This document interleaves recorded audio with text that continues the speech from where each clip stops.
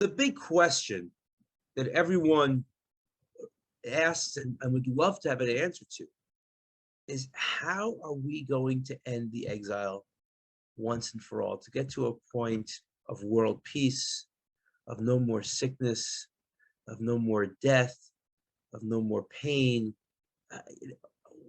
How do we do it? And part of that analysis starts with trying to understand why the temple was destroyed to begin with. So the first temple was destroyed due to three big sins: murder, adultery, and idolatry. And the second temple was destroyed because of baseless hatred between Jews. So one of the questions asked is, well, wait a minute.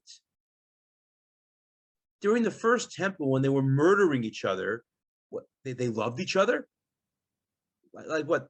Like there wasn't hatred? Like how could that be? So to help answer that question, you have to look at another question.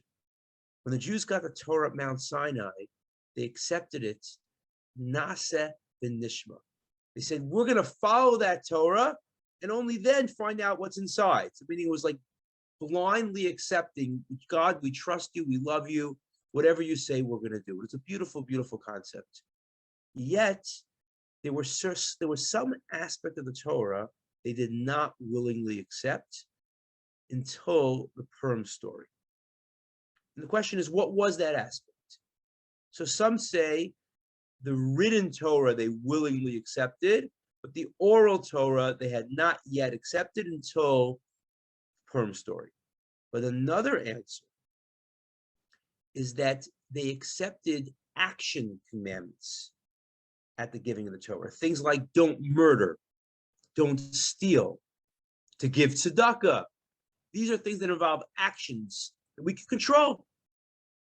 Kosher, Shabbos, that we accept willingly. But thought commandments, like to love God or to love our fellow Jews, it's so much harder to control our thoughts. That we said, no, that we didn't want to accept. It wasn't until Purim when we accepted that part.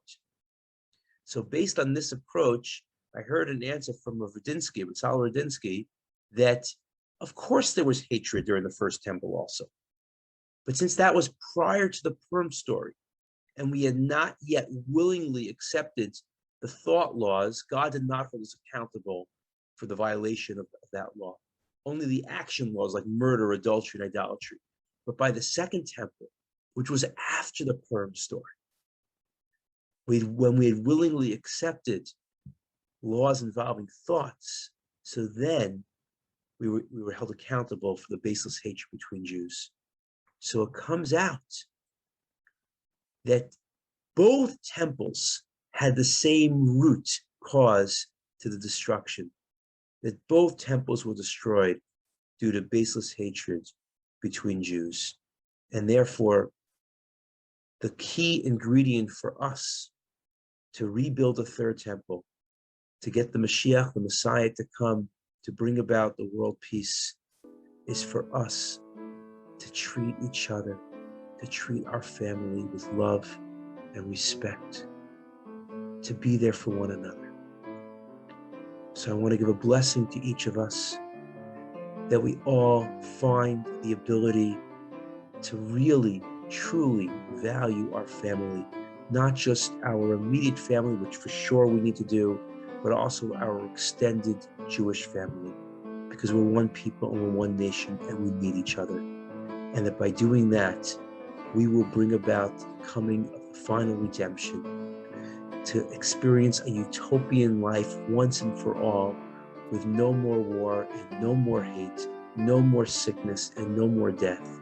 We could be reunited with all of our loved ones who are no longer with us in this world, and to really experience life as it was meant to be.